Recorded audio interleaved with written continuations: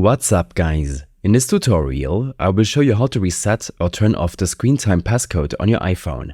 This should be quite an easy tutorial. For more information, click on the first link in the description below.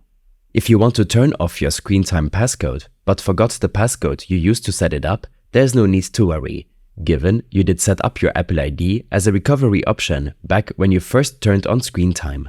Simply go to your Settings app and scroll down until you find the screen time option. Tap to open it, and then scroll down until you find the Change Screen Time Passcode setting. Tap on it again, and then choose the Change Screen Time Passcode option.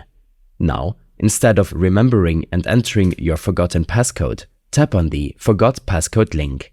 You will now be prompted to enter your Apple ID, which you originally used as a recovery option for your screen time passcode.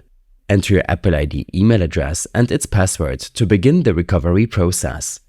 After you entered your ID and passcode successfully, you'll now be prompted to enter your new screen time passcode and then verify it by entering the new screen time passcode once again.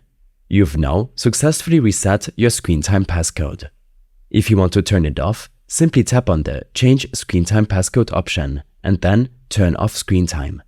Enter your new screen time passcode to turn off screen time entirely on your iPhone.